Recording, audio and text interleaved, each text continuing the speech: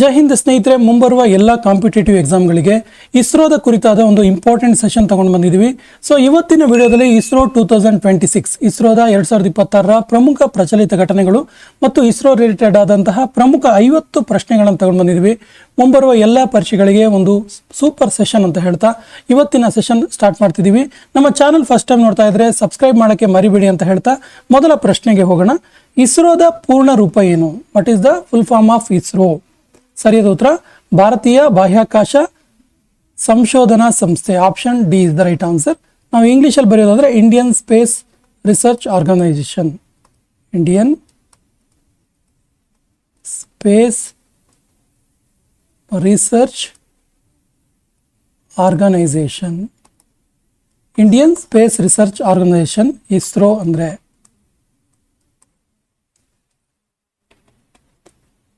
ಇಸ್ರೋ ಹಾಗಾದರೆ ಯಾವಾಗ ಸ್ಥಾಪನೆ ಆಯಿತು? So the right answer is ISRO ಸ್ಥಾಪನೆ ಆಗಿದ್ದು 15 ಆಗಸ್ಟ್ 1969ರಲ್ಲಿ. 15 ಆಗಸ್ಟ್ 1969ರಲ್ಲಿ ನೆಹರು ಅವರು ಪ್ರಧಾನಮಂತ್ರಿ ಆಗಿದ್ದಾಗ ಭಾರತದ ಅತ್ಯುನ್ನತ ಬಾಹ್ಯಾಕಾಶ ಸಂಶೋಧನಾ ಸಂಸ್ಥೆಯಾದ ಇಸ್ರೋ ಸ್ಥಾಪನೆ ಆಯಿತು. ಇಸ್ರೋದ ಸ್ಥಾಪಕರು ಮತ್ತು ಮೊದಲ ಅಧ್ಯಕ್ಷರು ಯಾರು? Right answer is doctor Vikram Sarabhai. ಇಸ್ರೋದ ಸ್ಥಾಪಕರು ಮತ್ತು ಸಂಸ್ಥಾಪಕ ಅಧ್ಯಕ್ಷರು ಅಂತ ಕರಿಬಹುದು. ಸಂಸ್ಥಾಪಕ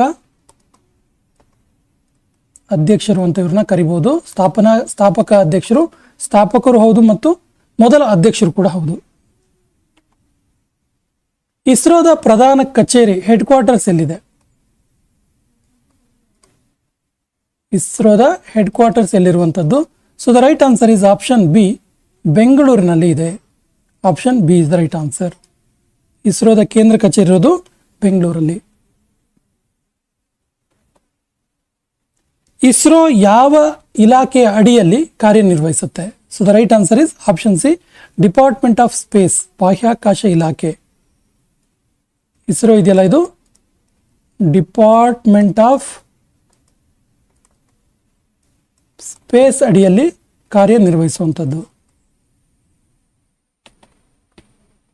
ಇಸ್ರೋ ಮೊದಲು ಭಾರತದ ಬಾಹ್ಯಾಕಾಶ ಸಮಿತಿಯ ಹೆಸರೇನು? ಇಸ್ರೋ ಹೆಸರಿಡುವ ಮೊದಲು ಭಾರತದಲ್ಲಿದ್ದಂತಹ ಬಾಹ್ಯಾಕಾಶ ಸಂಸ್ಥೆಯ ಹೆಸರೇನಾಗಿತ್ತು? ಸರಿಯಾದ ಉತ್ತರ ಇಂಕೋಸ್ಪಾರ್ ಅಂತೇಳಿ. ಕಾಸ್ಪಾರ್ ಅಲ್ಲ, ಇಂಕೋಸ್ಪಾರ್. ನೋಡಿ, ಇಂಕೋಸ್ಪಾರ್ ಬಹಳ ಪ್ರಮುಖವಾದ ಪ್ರಶ್ನೆ. ಇಸ್ರೋದ ಮೊದಲ ಹೆಸರು ಅಥವಾ ಇಸ್ರೋ ಸ್ಥಾಪನೆ ಆಗೋಕ್ಕಿಂತ ಮೊದಲು ಭಾರತದಲ್ಲಿದ್ದಂಥ ಬಾಹ್ಯಾಕಾಶ ಸಮಿತಿಯ ಹೆಸರೇನಂತೇಳಿ. ಇಂಕೋಸ್ಪಾರ್ ಅಂದ್ರೆ ಏನಂತ ನೋಡ್ಕೊಳ್ಳಿ. Indian national committee for space research. Indian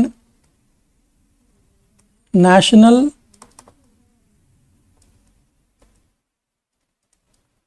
committee for space research. Space research ಅಂತೇಳಿ ಇಂಕೋಸ್ಪಾರ್ ಅಂತೇಳಿ ಮೊದಲ ಹೆಸರು. ಭಾರತದ ಮೊದಲ ಉಪಗ್ರಹ ಯಾವುದು? ಸರಿಯಾದ ಉತ್ತರ Aryabhata. Option C is the right answer. Aryabhata ಭಾರತದ ಮೊದಲ ಉಪಗ್ರಹ. ಆರ್ಯಭಟ ಉಪಗ್ರಹವನ್ನು ಯಾವಾಗ ಉಡಾಯಿಸಲಾಯಿತು? So the right answer is option C, 19 April 1975ರಲ್ಲಿ ಭಾರತದ ಮೊದಲ ಉಪಗ್ರಹ.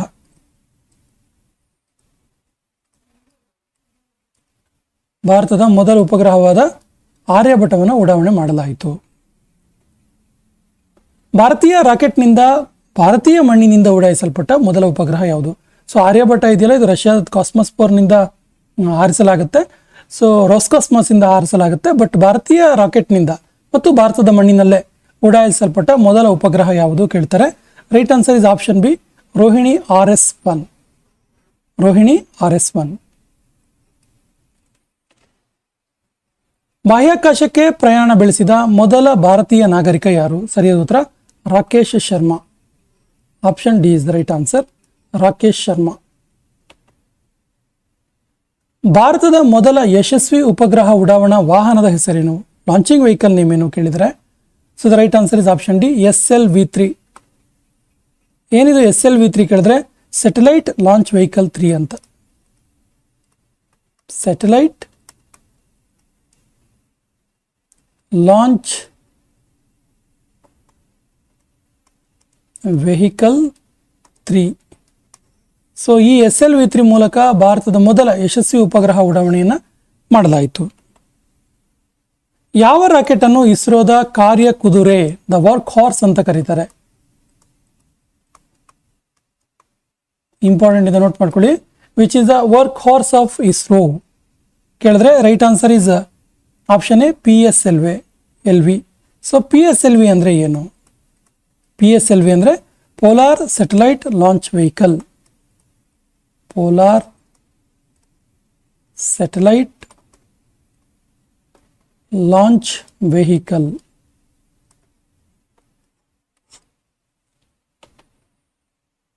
ಚಂದ್ರಯಾನ 3 ಮತ್ತು ಗಗನಯಾನ್ ಮಿಷನ್ಗಳಿಗೆ ಬಳಸಿದ ಇಸ್ರೋದ ಅತ್ಯಂತ ಭಾರವಾದ ರಾಕೆಟ್ನ ಹೆಸರೇನು? ಇಂಪಾರ್ಟೆಂಟ್ ಕ್ವಶನ್, ಸ್ಟಾರ್ ಮಾರ್ಕ್ ಹಾಕಿ ನೋಟ್ ಮಾಡ್ಕೊಳ್ಳಿ, ತುಂಬಾ important. So the right answer is LVM-3. Option C is the right answer. LVM-3 launch vehicle mark 3 ಅಂತೇಳಿ. ಲಾಂಚ್ ವೆಹಿಕಲ್ ಮಾರ್ಕ್ 3 ಇದು ಬಹಳ ಪ್ರಮುಖವಾಗಿ ನಾವು ಚಂದ್ರಯಾನ 3 ಮತ್ತು ಗಗನಯಾನ್ ಮಿಷನ್ಗಳಿಗಾಗಿ ಬಳಸಿದಂತಹ ಭಾರವಾದ ರಾಕೆಟ್ ಆಗಿದೆ. ಕಡಿಮೆ ವೆಚ್ಚದಲ್ಲಿ ಸಣ್ಣ ಉಪಗ್ರಹಗಳನ್ನು ಉಡಾಯಿಸಲು ಇಸ್ರೋ ಯಾವ ರಾಕೆಟ್ ಅನ್ನು ಅಭಿವೃದ್ಧಿಪಡಿಸಿದೆ? Right answer is option B SSLV. SSLV ಅಂತ ಹೇಳಿದ್ರೆ ವಾಟ್ ಈಸ್ SSLV ಕೇಳಿದ್ರೆ small satellite launch vehicle. Small satellite launch vehicle.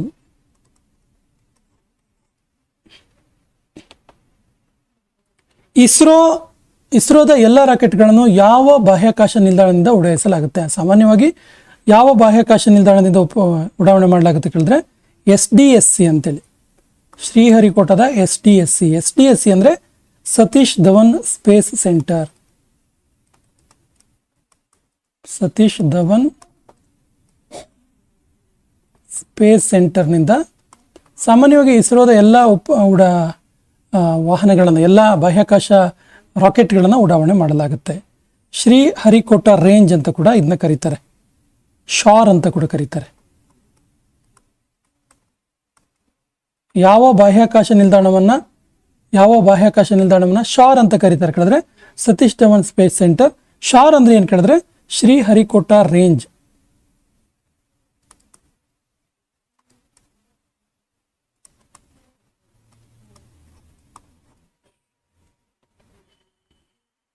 ತುಂಬಾ ಈಕ್ವಾಟೋರಿಯಲ್ ರಾಕೆಟ್ ಉಡಾವಣಾ ಕೇಂದ್ರ ಎಲ್ಲಿದೆ? TERLS. ಸೊ ಇದು ಎಲ್ಲಿದೆ ಕೇಳಿದ್ರೆ ಇದು ತಿರುವನಂತಪುರಂನಲ್ಲಿರೋದು. Option D is the right answer, Thiruvananthapuram. ISRO rocket ಎಂಜಿನ್ಗಳನ್ನು ಎಲ್ಲಿ ತಯಾರಿಸಲಾಗುತ್ತೆ ಮತ್ತು ಪರೀಕ್ಷಿಸಲಾಗುತ್ತೆ? Right answer is option B LPSC ಮಹೇಂದ್ರಗಿರಿಯಲ್ಲಿ ಇದನ್ನು ತಯಾರಿಸಲಾಗುತ್ತೆ ಮತ್ತು ಪರೀಕ್ಷೆ ಕೂಡ ಮಾಡಲಾಗುತ್ತೆ. LPSC ಮಹೇಂದ್ರಗಿರಿ. ಮರುಬಳಕೆ ಮಾಡಬಹುದಾದ ರಾಕೆಟ್ ತಂತ್ರಜ್ಞಾನಕ್ಕಾಗಿ ಇಸ್ರೋ ಇತ್ತೀಚೆಗೆ ಯಾವ ಯಶಸ್ವಿ ಪರೀಕ್ಷೆಯನ್ನು ನಡೆಸಿತು? Right answer is option D Pushpak ಅಂತೇಳಿ. RLV-LX ಅನ್ನುವಂತಹ ಪರೀಕ್ಷೆ, ಇದನ್ನ ಪುಷ್ಪಕ್ ಅಂತ ಕೂಡ ಕರೀತಾರೆ.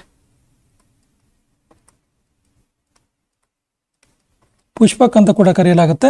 RLV-LX ಅಂದ್ರೆ reusable launch vehicle landing experiment ಅಂತೇಳಿ. ಭಾರತದ ಮೊದಲ ಚಂದ್ರಯಾನ 1 ಯಾವಾಗ ಪ್ರಾರಂಭಿಸಲಾಯಿತು ಮತ್ತು ಅದು ಚಂದ್ರನ ಮೇಲೆ ಏನು ಕಂಡು ಹಿಡಿಯಿತು? ರೈಟ್ ಆನ್ಸರ್ ಇಸ್ ಅದು ಚಂದ್ರನ ಮೇಲೆ ಹೀಲಿಯಂ ಗ್ಯಾಸ್ ಅನ್ನ, ಆಪ್ಷನ್ ಸಿ ವಾಟರ್ ಮಾಲಿಕ್ಯುಲಸ್ ಅನ್ನ ಅಂದ್ರೆ ನೀರಿನ ಅಣುಗಳನ್ನು ಕಂಡುಹಿಡಿಯಿತು. ಏನು ಕಂಡುಹಿಡಿತು? ವಾಟರ್ ಮಾಲಿಕ್ಯುಲಸ್. ಯಾವುದು? ಚಂದ್ರಯಾನ 1 ಕಂಡುಹಿಡಿದಿದ್ದು ಚಂದ್ರನ ಮೇಲೆ ವಾಟರ್ ಮಾಲಿಕ್ಯುಲಸ್ ಅನ್ನ. ಭಾರತದ ಮೊದಲ ಲೂನಾರ್ ಮಿಷನ್ ಇದು ಚಂದ್ರಯಾನ 1. ಇದು ಅಕ್ಟೋಬರ್ 22 ಯಾವಾಗ ಲಾಂಚ್ ಆಯಿತು ಕೇಳಿದ್ರೆ ಅಕ್ಟೋಬರ್ 22, 2008ರಲ್ಲಿ ಸತೀಶ್ ಧವನ್ ಸ್ಪೇಸ್ ಸೆಂಟರ್ ಶ್ರೀಹರಿಕೋಟದಿಂದ ಇದು ಲಾಂಚ್ ಆಯಿತು. ಚಂದ್ರಯಾನ 1 ಉಡಾವಣೆ ಮಾಡಲು ಯಾವ ರಾಕೆಟ್ ಅನ್ನು ಬಳಸಲಾಯಿತು? Right answer is option A PSLV C-11.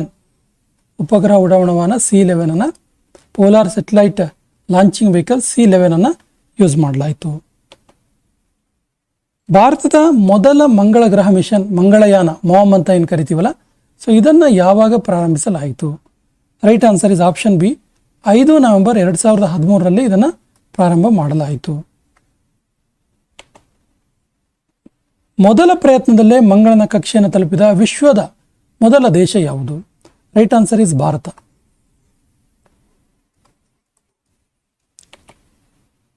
ಯಾವ ಭಾರತೀಯ ಕರೆನ್ಸಿ ನೋಟಿನ ಮೇಲೆ ಮಂಗಳಯಾನ ಚಿತ್ರವನ್ನು ಮುದ್ರಿಸಲಾಗಿದೆ? Very very important question, note ಮಾಡ್ಕೊಳ್ಳಿ. 2000 ರೂಪಾಯಿಯ ನೋಟಿನ ಮೇಲೆ ಮಂಗಳಯಾನ ಚಿತ್ರವನ್ನು ಮುದ್ರಿಸಲಾಗಿದೆ.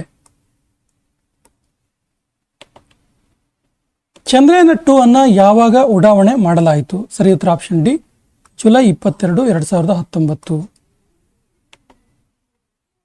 ಚಂದ್ರಯಾನ 3 ಯಾವಾಗ ಉಡಾವಣೆ ಮಾಡಲಾಯಿತು ಮತ್ತು ಚಂದ್ರನ ಮೇಲೆ ಯಾವಾಗ ಇಳಿಸಲಾಯಿತು ಅದನ್ನ?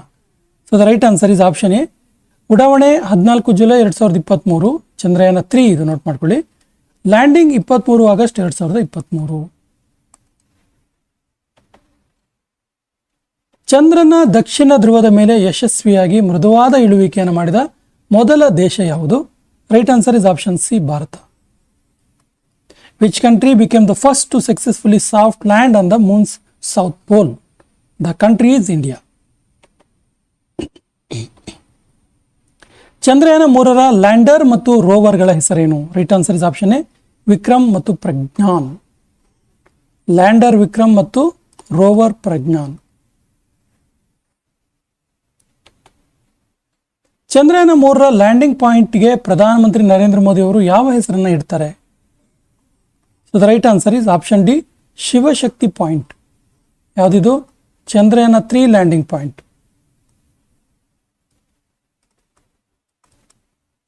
ಚಂದ್ರಯಾನ 3 ಲ್ಯಾಂಡಿಂಗ್ ಪಾಯಿಂಟ್ ಏನು ಹೆಸರು? ಶಿವಶಕ್ತಿ ಪಾಯಿಂಟ್. ಚಂದ್ರಯಾನ 2 ಹೆಜ್ಜೆ ಗುರುತುಗಳನ್ನು ಕಂಡುಬಂದ ಸ್ಥಳಕ್ಕೆ ಯಾವ ಹೆಸರನ್ನು ಇಡಲಾಯಿತು?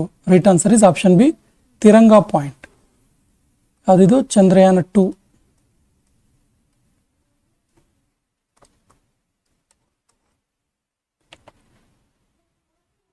ಇಸ್ರೋ ಒಂದೇ ಕಾರ್ಯಾಚರಣೆಯಲ್ಲಿ ದಾಖಲೆಯ 104 ಉಪಗ್ರಹಗಳನ್ನು ಉಡಾವಣೆ ಮಾಡಿತು. ಯಾವಾಗ? So right answer is option A, February 15, 2017ರಲ್ಲಿ.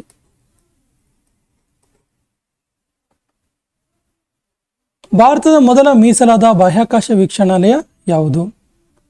ಸರಿಯಾದ ಉತ್ತರ ಆಸ್ಟ್ರೋಸ್ಯಾಟ್.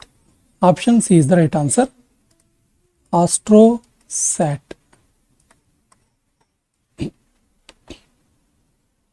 ಸೂರ್ಯನನ್ನು ಅಧ್ಯಯನ ಮಾಡಲು ಭಾರತದ ಮೊದಲ ಮಿಷನ್ ಯಾವುದು? Right answer is option B, Aditya L1. ಸೂರ್ಯನ ಅಧ್ಯಯನಕ್ಕೆ ಭಾರತ ಉಡಾವಣೆ ಮಾಡಿದ ಉಪಗ್ರಹ ಇದು, ಸೂರ್ಯನ ಅಧ್ಯಯನ. ಆದಿತ್ಯ L1 ಕಾರ್ಯಾಚರಣೆಯಲ್ಲಿ L1 ಅನ್ನೋದು ಏನನ್ನ ಸೂಚಿಸುತ್ತೆ? ಸರಿಯಾದ ಉತ್ತರ Lagrangian point 1. L1 means Lagrangian point 1. Lagrange point 1 ಭೂಮಿಯಿಂದ ಸರಿಸುಮಾರು ಎಷ್ಟು ದೂರದಲ್ಲಿ ಇದೆ? ಸರಿಯಾದ ಉತ್ತರ ಆಪ್ಷನ್ ಡಿ, 15 ಲಕ್ಷ ಕಿಲೋಮೀಟರ್ ದೂರದಲ್ಲಿದೆ.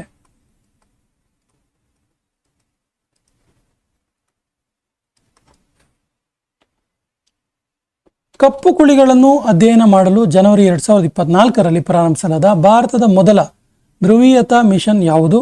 Right answer is option C, XPoSat. X-ray polarimeter satellite ಅಂತೇಳಿ. ಯಾವ ಭಾರತೀಯ ಸಂಚರಣೆ ವ್ಯವಸ್ಥೆಯನ್ನು ನಾವಿಕ್ ಅಂತ ಕರೆಯಲಾಗುತ್ತೆ? So the right answer is option B, IRNS. ಇದನ್ನು ನಾವಿಕ್ ಅಂತ ಕರೆಯಲಾಗುತ್ತೆ. IRNS ಅಂದರೆ Indian regional navigation satellite system ಅಂತೇಳಿ. ಇಂಡಿಯನ್ ರೀಜನಲ್ ನೇವಿಗೇಷನ್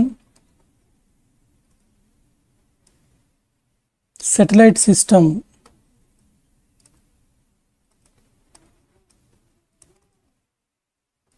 ಏನಿದು? IRNSS. ಇದನ್ನೇನಂತ ಕರೀತಾರೆ? ಭಾರತದ ಸಂಚರಣೀಯ ವ್ಯವಸ್ಥೆಯ ನಾವಿಕ್ ಅಂತ ಕರೀತಾರೆ. Which Indian navigation system is known as NavIC? So IRNSS. ISRO ಮತ್ತು ನಾಸಾ ಜಂಟಿಯಾಗಿ ಕೈಗೊಂಡ ಭೂ ವೀಕ್ಷಣಾ ಕಾರ್ಯಾಚರಣೆ ಯಾವುದು? So the right answer is option C Nisar. NASA ISRO synthetic aperture radar ಅಂತೇಳಿ. ಗಗನಯಾನ ಕಾರ್ಯಾಚರಣೆಯ ಮುಖ್ಯ ಉದ್ದೇಶ ಏನು?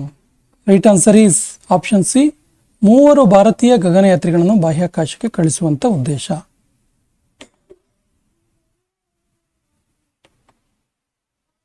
ಗಗನಯಾನ ಕಾರ್ಯಾಚರಣೆಗೆ ಆಯ್ಕೆಯಾದ 4 ಗಗನಯಾತ್ರಿಗಳ ಗುಂಪಿನ ನಾಯಕ ಯಾರು? Right answer is the captain is option B Prashanth Balakrishna Nair. Option B is the right answer. Gaganyaan ಮಿಷನ್ಗಾಗಿ ಇಸ್ರೋ ಅಭಿವೃದ್ಧಿಪಡಿಸಿದ ಮಹಿಳಾ ರೋಬೋಟ್ನ ಹೆಸರೇನು? Right answer is option C Vyommitra ಅಥವಾ ವ್ಯೋಮಮಿತ್ರ.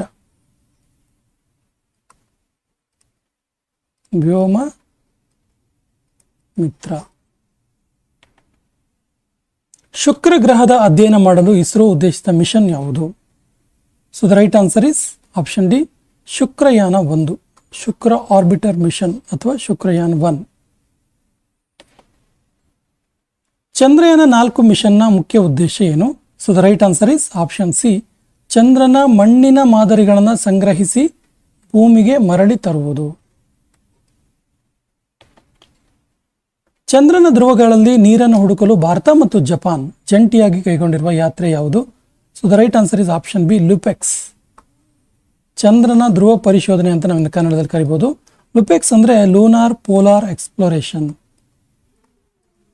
Lunar polar exploration.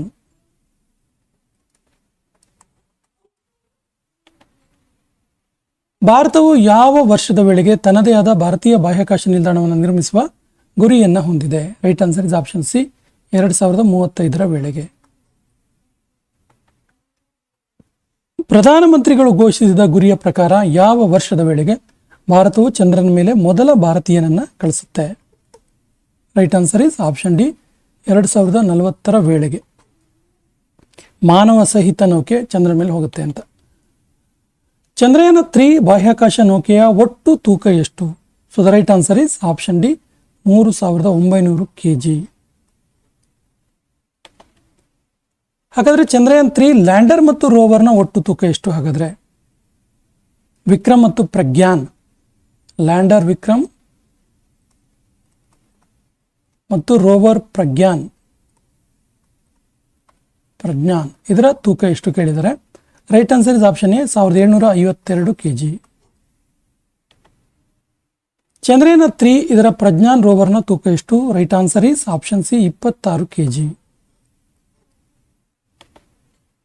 ಭಾರತದ ಮೊದಲ ಸೌರ ಮಿಷನ್ ಆದಿತ್ಯ L1 ಇದರ ಒಟ್ಟು ತೂಕ ಎಷ್ಟು? Right answer is option B 1475 kg.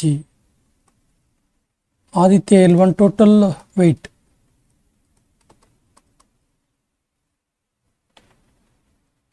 ಕೆಳಗಿನವುಗಳಲ್ಲಿ ಇಸ್ರೋ 2026 ಸಂಬಂಧಿಸಿದಂತೆ ಯಾವ ಜೋಡಿ ತಪ್ಪಾಗಿ ಹೊಂದಿಸಲಾಗಿದೆ? ತಪ್ಪಾಗಿ ಹೊಂದಿಸಲಾಗಿರುವಂಥದ್ದು ಯಾವುದು? ರೈಟ್ ಆನ್ಸರ್ ಇಸ್ ಗಗನಯಾನ್ ಮಾನವ ಸಹಿತ ಬಾಹ್ಯಾಕಾಶ ಮಿಷನ್ ಅನ್ನೋದು ತಪ್ಪಾಗಿದೆ. ಇದು ಸರಿ ಇದೆ. ನಾವಿಕ್ ಎನ್ನುವುದು ಸ್ಪಾಡೆಕ್ಸ್ ಆದಿತ್ಯ L1 ಇದು ತಪ್ಪಾಗಿದೆ. ನೋಡಿ, ಇದು ಆ್ಯಕ್ಚುಲಿ ಇದು ಸೂರ್ಯನ ಬಗೆಗಿನ ಅಧ್ಯಯನಕ್ಕೆ ಒಂದು ಉಪಗ್ರಹವಾಗಿದೆ. ಹಾಗಾಗಿ ಆ 4ನೇ ಆಪ್ಷನ್ ತಪ್ಪಾಗಿದೆ. ಈ ಸೆಷನ್ ಕೊನೆಯ ಪ್ರಶ್ನೆ ನಿಮಗೆ ಈ ಪ್ರಶ್ನೆ ಈ ರೀತಿ ಇದೆ.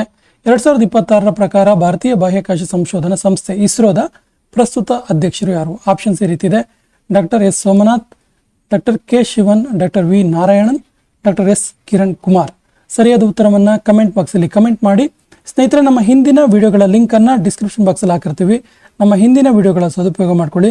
ಮತ್ತು ನಮ್ಮ ಚಾನಲ್ ಫಸ್ಟ್ ಟೈಮ್ ನೋಡ್ತಾ ಇದ್ರೆ ಸಬ್ಸ್ಕ್ರೈಬ್ ಮಾಡೋಕ್ಕೆ ಮರಿಬೇಡಿ ಅಂತ ಹೇಳ್ತಾ ಇವತ್ತಿನ ಸೆಷನ್ ಕಂಪ್ಲೀಟ್ ಮಾಡ್ತಾ ಇದ್ದೀವಿ. ಜೈ ಹಿಂದ್.